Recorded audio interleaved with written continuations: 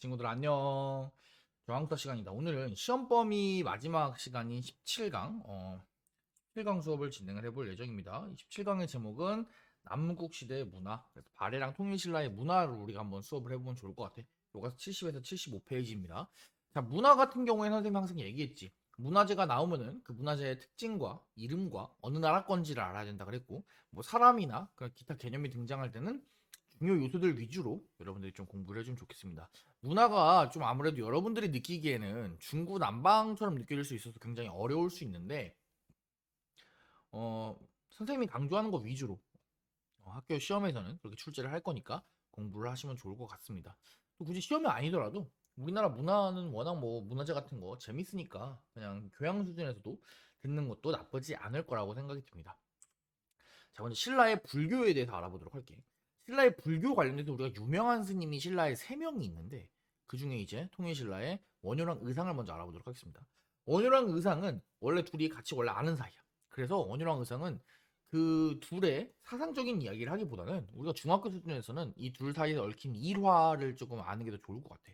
원효랑 의상이 둘이 당시에 가장 신라 사람들이 가서 공부를 하고 싶어 했었던 당나라 지역으로 유학을 가기로 결심을 합니다. 그래서 유학을 당나라 지역으로 가기로 하고 결심을 하고 유학을 떠났는데 그 유학을 갈 때 있었던 일이 바로 그 유명한 원효대사 해골물 이야기입니다. 원효대사 해골물 이야기. 물론 이게 완전 100% 진짜는 아니라고 하는데 그래도 워낙 세간의 유명한 이야기이기 때문에 선생님이 또 얘기 안 해주면 또 워낙 섭섭하기 때문에 얘기를 해줄게요. 이야기는 그래. 원효대사랑 의상이 이제 당나라 지역으로 유학을 가는데 가는 길에 하루 만에 갈 수가 없잖아. 그래서 가는 길에 있었던 곳에 막 비가 내리고 밤이 오니까 막 어딘가 들어가 자야 되는 거야. 그래서 보니까 여기 동굴이 있어. 그래서 동굴이 있어가지고 그 동굴 안에 들어갔어. 들어가서 잠을 자다가 잘 때 이제 밤에 목이 너무 말라가지고 목 말라 하고 일어나가지고 머리 이렇게 머리맡을 만져보니까 딱 바가지가 있는 거야. 그래서 바가지가 있어서 그 바가지에 있는 물을 벌컥벌컥벌컥 마셨지. 이거 물이 너무 꿀맛인 거야. 물 정말 꿀맛이구나 이러면서 이제 원효대사가 잠드는 거야. 다음날 아침에 일어나가지고 근데 그 자기가 있던 곳을 보니까 자기가 동굴인 줄 알았던 곳이 알고 보니까 무너진 무덤이었던 거야. 그리고 그 무덤이니까 자기가 먹었던 바가지는 사실 바가지가 아니라 뭐였다? 해골바가지인 거야. 자기가 먹은 물은 이 해골바가지에 있었던 고여있는 썩은 물이었던 거지. 그러니까 원유가 그걸 보면서 깜짝 놀란 거야. 해골에 있는 썩은 물을 먹다니. 하고서 막 뭐야 하면서 막 토를 했겠지. 그래서 옆에서 아마 모르게 몰라도 의상이 막 이렇게 등을 두드려줬을 거야. 근데 막 토를 하다가 원효가 어느 순간 딱 깨닫는 거지. 오, 지금 내가 어제 밤에 마신 물이랑 내가 오늘 지금 토하고 있는 물이랑 그 물이 해골물이라고 하는 사실은 변했어, 안 변했어? 그 사실은 변하지 않았단 말이야. 근데 분명히 어제 먹었을 땐 너무나 꿀맛이었단 말이야. 바가지에 시원함을 갈증이 해소되는구만 했단 말이야. 근데 오늘 우웩한단 말이야. 그럼 뭐가 차이점이냐? 해골물이라고 하는 사실은 변한 게 없어. 그런데 뭐가 바뀌었다? 내 마음. 그걸 인식하고 있는 내 생각. 내 마음이 달라진 거야. 결국에 모든 것은 마음에 달려있다라고 하는 깨달음을 얻고 의상에게 나는 당나라 안 가도 된다. 라고 얘기를 하고 다시 신라로 돌아왔다. 라고 하는 이야기가 원효대사 해골물 이야기입니다. 그래서 이제 그 전설에 의하면은 원효는 신라로 돌아와서 신라에서 불교를 전파하는데 자신의 깨달음을 강의하는데 많은 노력을 쏟고 의상 같은 경우에는 당나라로 유학을 실제로 떠나서 당나라에서 불교 공부를 하고 돌아옵니다. 그래서 원효대사 해골물 같은 경우에는 뭐 워낙 유명한 얘기야. 인터넷에 치더라도 이렇게 마음에 달려있는 그런 이야기를 많이 나와. 어떤 사람이 5개월 동안 물을 주는데 알고 보니까 플라스틱이래. 이런 거지. 그러니까 이 사람이 플라스틱에다가 물을 줄 때도 자기 마음속으로는 와 역시 물 주니까 식물이 싱싱하구나 와 잘 자라라 이러면서 물을 줬을 거야. 그런데 그때의 마음이랑 이거를 봤을 때 그건 다르다 이거지. 다르게 느껴진다 이거야. 자 이것도 보자. 날씨가 너무 추워서 보일러 틀어도 아무리 안 되길래 전기장판을 구매해서 처음으로 깔고 잤대. 비싼 거라 그런지 자는 내내 훈훈하고 따뜻하게 잘 잤다는 거야. 근데 아침에 일어나서 전기장판 역시 진리지. 너무 좋다. 이러면서 이제 이불 정리를 하는데 연결이 안 돼 있다는 거야. 아 연결이 안 돼 있는데 뭐? 그 따뜻했던 그 온기는 뭐야? 연결이 안 되어 있다라고 하는 사실은 변하지 않았어. 달라진 거는 이 연결이 안 되어 있다는 사실을 안 나의 마음이 달라진 거야. 근데 사람의 그 마음에 따라서 따뜻하게도 느껴지고 안 따뜻하게도 느껴지고 그럴 수 있다는 거지. 이런 것들 모든 것이 마음에 달려 있다. 라고 하는 부분들로 이제 원효 대사가 주장을 했습니다. 자, 결국에 모든 것은 마음에 달려있구나. 이게 원효의 이야기야. 그래서 모든 것은 마음에 달려있구나. 다시 한번 얘기 생각을 해주고, 그다음 원효 같은 경우 또 다시 누구나 나무아미타불을 열심히 외우면 극락정토에 갈 수 있다. 당시에 일반 백성들이 불교를 너무 어렵게 생각했어.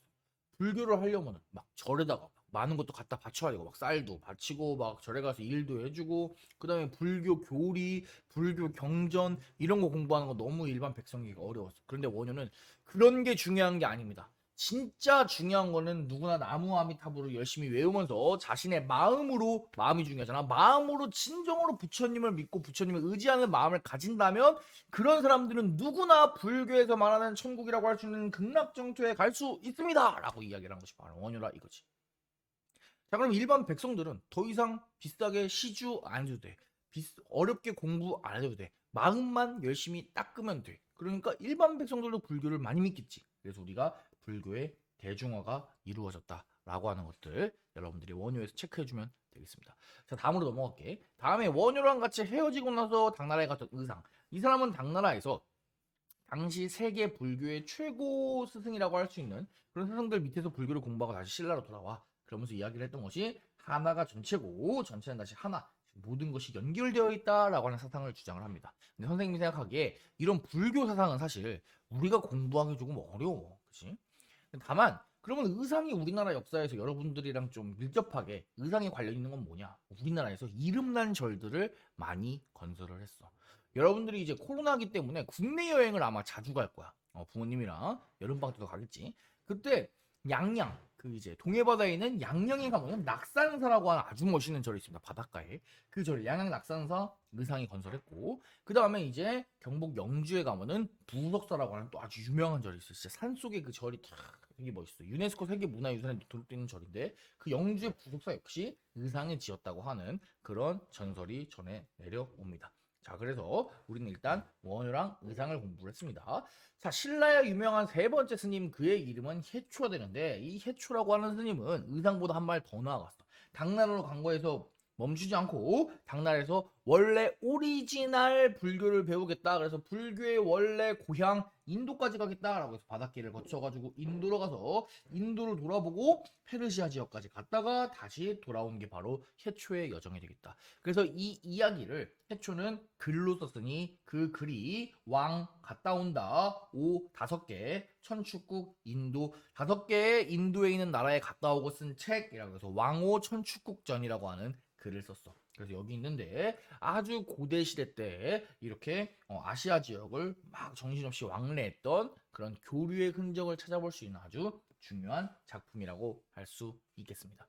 자, 그래서 해초도 한번 알아봐 주도록 합시다. 자, 불교는 이 정도 본 것 같고, 그럼 우리 신라의 유학에 대해서 알아봅시다. 유교. 유교하면은 우리 원성왕 때 독서 삼품과라는 게 있대. 우리 이름만 들어봐도 어때? 독서 어때? 독서. 뭔가 책을 읽는 것 같이 책을 읽고 세 개의 레벨로 나누는 제도란 뜻이야. 그래서 유교 경전, 유교 책을 읽고 그것의 이해력에 따라서 3등급으로 나눠서 관리에게 차등적인 레벨을 부과했던 것이 바로 원성왕의 독서 삼품과다. 자, 당나라에는 빈공과라는 게 있는데 당나라의 과거 시험의 일종인데 외국인만 보는 과거 시험이야. 그래서 이 당나라의 빈공과에 많은 외국인들이 참가를 했는데 거기에 신라인이나 바레인 같은 사람들이 많이 응시를 하고 합격을 했다. 그래서 이걸 보건대 신라 사람들의 유교 실력이 만만치 않았겠구나. 이런 거 여러분들이 체크할 수 있어. 대표적으로 빈공과에서 활약했던 인물 우리 기억하고 있잖아. 신라의 누구 육두품이었던 최치원. 이런 사람들 절대 잊지 맙시다. 자, 다음 설총이라는 사람은 이두라는 것을 활용했대. 이거는 나중에 나와야 되는 건 지금 나왔네. 자, 이두라는 걸 활용했는데 이두라는 것은 무엇이냐? 이두는 한자를 이용해서 한국말을 표현하려고 하는 표기 방식이야. 우리가 지금이야 한국말을 한글이라고 하는 그런 글자로 표현하지만 이때는 한글이 없잖아, 그치? 자, 원래 한문으로 표현했을 때 나는 너를 사랑한다. I love you. I love you를 어떻게 표현하느니? 나는 사랑한다. 너를. 워아이니 이렇게 표현하잖아. 그치? 이건 한문식 표기야.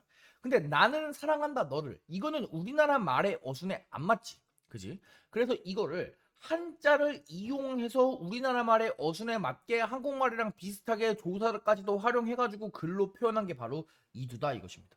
자, 볼게. 그래서 이두는 이렇게 표현할 거야. 나 나는 이게 한자로 은이란 은이야. 은. 나는 너를 이는 세 글자 을 너를 사랑한다. 나는 너를 사랑한다. 이런 뭐야? 한국말식 스타일 어순이잖아, 그치? 그래서 한자를 빌려서 한국말을 좀 더 한국말스럽게 표현하려고 노력했던 것이 바로 이두 표기가 되겠습니다. 오케이? 한글이 있으면 한글을 쓰면 되지. 근데 일단 한글이 없으니까 한자를 빌려서 한국말을 표현하려고 했던 거. 한자식 어순으로 표현하면은 우리나라의 그 느낌을 최대한 살릴 수가 없잖아. 그치? 그래서 이두라는 것이 개발되었다라고 하는 것들 여러분들이 체크를 해주면 되겠습니다.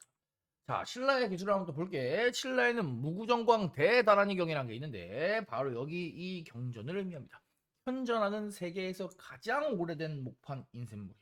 목판 인쇄물이라고 하는 것은 뭐냐? 나무 판때기에다가 이제 글자를 새겨서 그 글자로 인쇄를 꿍 찍어내는 걸 목판 인쇄라고 하는데 세계에서 가장 오래된 작품이 바로 우리나라에 있다. 그럼 어떻게 세계에서 가장 오래된 이 종이가 안 없어지고 남아있었냐?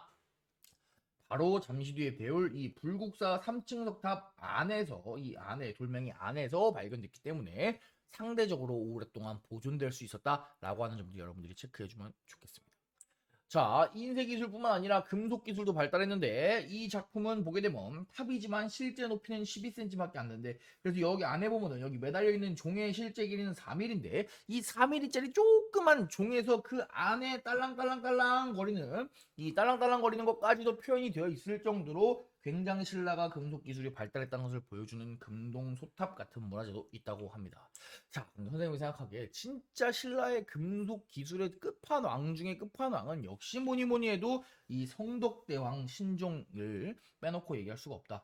성덕대왕의 그런 업적을 기리기 위해서 만든 종인데 이 규모도 일단 엄청 크고 여러분들 이 옆에서 보면 여러분들 사이즈가 한 이 정도 될 겁니다. 그래서 이 종 보면은 종이라고 하는 건 얘들아 이게 한 번에 꽝꽝 치는 거기 때문에 여러 조각조각을 붙일 수가 없어. 그렇게 조각조각을 붙이게 되면은 이 막대기로 꽝 치는 순간 그 진동 때문에 종이 다 깨지거나 흐트러질 수밖에 없거든. 그렇기 때문에 결국에는 그 통에다가 이 주물에다가 넣고 한 번에 종을 꽝 찍어내야 되는 거야. 한 번에.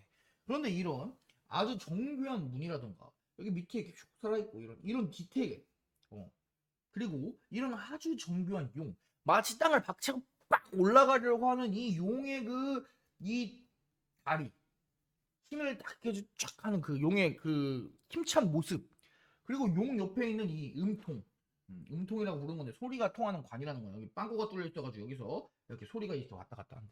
그런데 이 음통조차도 마치 대나무 모양으로 용과 대나무 마치 신문왕의 만파식적을 상징하는 것과 같은 그런 어떠한 아주 정교한 금속 기술 이런 것들을 우리가 성덕대왕 신종을 통해서 알 수 있습니다. 성덕대왕의 신종의 별명은 에밀레종이라고도 불리는데 이 종을 만들 때 어떤 가난한 사람이 종을 만드는데 시주할 것이 없어서 자신의 아기를 시주했고 그 아기가 그 종을 만드는데 들어가서 결국에 그러니까 종을 만들 때 쇠를 녹이잖아. 거기에 애를 넣었대. 그래가지고 이제 아기의 울음소리 혹은 아기에게 미안해하는 엄마의 울음소리라고 해서 이제 에밀레 에밀레 하는 종소리가 에밀레 에밀레 하고 들린다 그래서 에밀레종이라고 하는 소리가 있습니다. 물론 전설입니다. 거짓말입니다. 역사적으로는 말도 안 되는 말이에요. 그런데 전설상으로 에밀레종이라고 하는 별명이 있다. 성덕대왕 신종. 오케이 넘어가도록 하겠습니다. 신라하고 있습니다. 자, 문화재는 잠깐 패스를 해두고 우리 남북국 시대 대외 교류에 대해서도 한번 지도를 통해서 알아보고 갑시다. 이 지도가 교과서에 있는 지도인데 여러분은 이 지도에서 총 5가지를 체크를 해야 됩니다. 먼저 경주 앞에 울산항. 지금 우리나라의 수도는 서울이고 서울 앞에는 인천이라고 하는 커다란 항구가 있지. 그것처럼 항상 모든 도시들은 수도가 있으면 그 수도 앞에 커다란 항구가 있어. 예를 들어서 중국도 베이징이 있고 베이징 앞에 천진이라고 하는 곳이 있고 일본도 도쿄가 있으면 도쿄 앞쪽에 요코하마나 뭐 가나가와 이런 곳이 있단 말이야. 그런데 우리나라 신라 같은 경우에는 경주가 있으면 옛날에는 금성, 경주 앞에 울산이 있었어요. 울산이 당시에 항구였습니다. 유명한 항구. 그래서 일본도 왔다 갔다 거리고 마태 중국도 왔다 갔다 거렸던 울산항 되겠습니다. 자, 그 다음에 근데 이 울산, 경주 이쪽은 우리나라 국토의 동남쪽에 치우쳐져 있기 때문에 당나라로 직접적으로 가기가 어려웠어. 그럼 당나라로 직접적으로 가기 위해서는 지금의 화성 지역에 해당하는 당항성에서 다이렉트로 갔습니다. 여러분 교과서에는 당은포라고 나와 있는데 당은포랑 당항성이랑 뭐 비슷한 겁니다. 똑같은 거야. 자, 그래서 당항성도 여러분들 알아두도록 합시다. 자, 세 번째. 장보고가 전라남도 완도에 설치한 청해진. 항상 선생님이 옛날 이름이 나오면은 그것이 현재 어딘지를 알아야 된다 그랬어. 완도 지역에 해당하는 청해진. 청해진은 장보고가 설치한 해상 군사 무역 기지로서 장보고는 이곳에서 동아시아 지역의 해상 무역을 꽉 잡았다라고 보면 되겠습니다. 자, 그래서 그러한 결과 나온 것이 뭐냐? 당나라의 신라방. 지금으로 따지면은 마치 차이나타운 같은 거야. 차이나가 아닌 나라에 가서 차이나 사람들이 많이 살아가지고 모여 사는 것이 차이나타운이잖아. 신라방은 그대로 신라타운이라고 생각하면 되는데 당나라의 여러 지역에 굉장히 많은 신라 사람들이 교역을 하면서 넘어가서 신라인 집단 거주지를 만들었으니 그것이 바로 신라방이 되겠습니다. 자, 마지막으로 5번 발해의 교통로는 발해를 보게 되면은 발해가 북쪽에 치우쳐져 있어서 교류가 없었다라고 생각할 수 있는데 아니야. 발해는 일본으로 가는 일본도, 신라로 가는 신라도, 당나라로 가는 조공도, 거란으로 가는 영주도, 거란도 이런 것들을 통해서 굉장히 많은 교역을 했다라고 하는 것들 정도 여러분들이 체크해 주면 좋을 것 같아요. 이런 길의 이름을 뭐 굳이 뭐 다 외울 필요는 전혀 없습니다. 그냥 이런 길들이 많이 있는 걸 보니까 과연 교류를 많이 했겠네. 이 정도로만 얘기를 하고 넘어가 주면 되겠습니다. 자, 장보고에 대해서 좀 우리가 알고 넘어가야 될 것 같은데 장보고는 원래 신라에서는 보잘것 없는 출신이야. 우리 알잖아. 신라에서는 골품제가 모든 걸 하고 있기 때문에 골품이 낮으면은 비록 능력이 있어도 성공하기가 어려웠잖아. 특히 장보고 같은 경우에는 기록에 의하면 아마 시골 출신일 가능성이 높은데 신라에서는 시골 출신은 사실 골품제 안에 들어갈 수도 없어. 그러니까 성공을 할 수가 없는 출신이었던 거야. 그러다 보니까 당나라로 건너가서 거기서 장군으로 성공하게 되는 그런 업적을 쌓게 되고 당나라에 잘 살고 있었어. 그런데 어느 날 신라인이 일본 해적들한테 잡혀서 당나라에서 노예로 팔리는 것을 보고 분노해서 신라로 돌아왔고 신라 왕에게 부탁해서 완도 지역에다가 청해진이라고 하는 군사기지를 설치한 거야. 이 청해진이라고 하는 글자만 보더라도 바다를 푸르게, 바다를 맑게, 바다를 깨끗하게 청소한다는 거야. 누구를 공격해서? 그래, 일본 해적들을 소탕해서. 그 결과 일본 해적을 소탕해서 바다를 점령하게 되고 바다 지역의 제해권을 완전히 장악하게 된다. 결국에 이후에 사병들을 거느리면서 지방에서 힘 꽤나 쓰는 사람들 우리 뭐라 그래? 그래, 지방 호족이라 그러지. 장보고 역시 지방의 호족화되는 모습들 여러분들이 체크할 수 있습니다. 대표적인 지방 호족 중에 한 명이야. 그런데 물론 나중에 진골 귀족들이 서로 자기들끼리 하는 왕위 쟁탈전을 벌이는데 거기에 권력 다툼에 휘말리게 되고 결국에 반란을 일으키지만 실패하고 살해당하게 되는 것이 장보고의 인생입니다. 워낙 그 인생살이가 재미있는 사람이니까 우리가 알아두면 좋을 것 같아. 신라의 시골에서 태어나서 당나라의 장군까지 갔다가 우리나라에 귀국해서 신라 사람들을 위해서 노력하다가 결국에는 호족이 되고 나중에는 권력 때문에 반란을 일으키고 살해당하는 장보고의 모습. 자, 재밌지? 자, 우리가 대외교류하면 또 이 유물을 빼놓을 수 없지. 바로 원성왕릉으로 추정되는 신라 경주에 있는 괴릉에 있는 석인상 돌로 만든 사람인데 이 사람 봐봐. 이렇게 막대기 들고 있는데 이 사람 생긴 거 봐봐. 어때? 한국인 같아? 진짜 아닌 것 같지, 그치? 뭔가 약간 페르시아, 이란, 약간 이런 쪽 사람 같아. 그래서 신라가 서쪽 지역인 서역과 교류했다는 걸. 이 사람이 여기 왔으니까 신라 사람이 이 사람 얼굴 보고 그릴 수 있잖아, 그치? 요즘처럼 막 SNS가 있는 게 아니니까. 그래서 경주 괴릉 석인상 역시 신라와 서역과의 교류를 보여주는 중요한 문화재다. 이 정도로 여러분들이 체크해주고 넘어가면 좋을 것 같습니다. 자, 우리 마지막에는 남북국 시대의 유명한 문화재들 조금 보고 넘어갈게요. 각각 문화재들의 특징 여러분들이 잘 체크를 해줍시다. 자, 불국사. 멋있다. 원래 불국사 하면 여기 앞에서 이렇게 딱 서가지고 수학여행 사진 여기서 이렇게 쫙 다 서가지고 찍는 게 약간 그 국룰인데 선생님도 초등학교 때 여기 경주 와서 사진 찍었던 거 기억나? 여러분도 원래 올해 수학여행을 가야 되는데 이게 코로나 때문에 못 가서 참 아쉽다, 그지?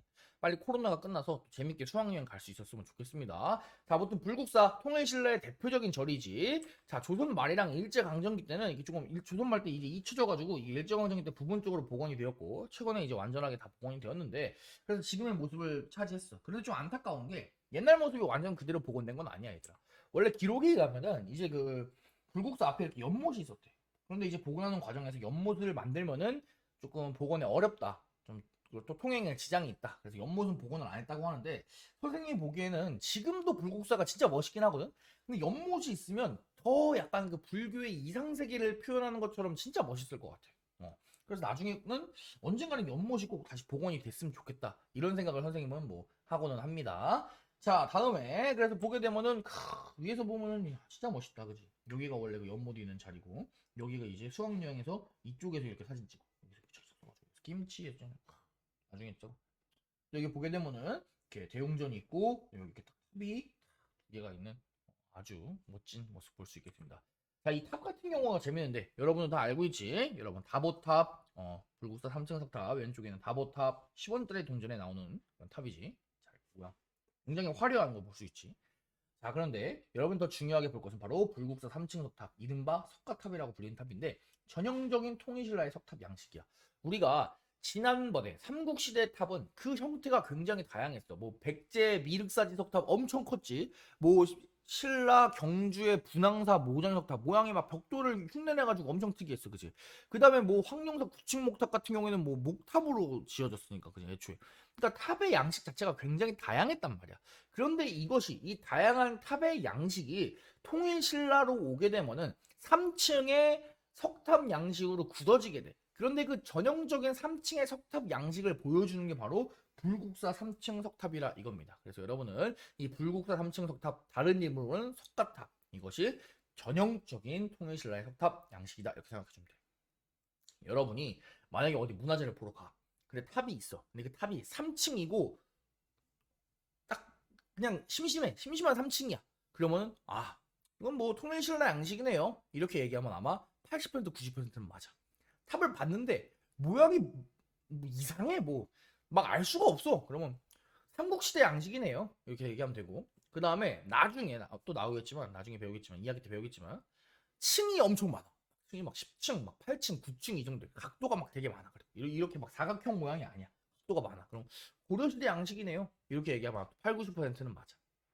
그래서 좀 그냥 약간 역사를 많이 아는 사람인 건 척 하는 방법 소개해줬습니다. 자, 아무튼 전형적인 신라의 3층 석탑 양식 확인하고 넘어가겠습니다. 자, 석굴암이야.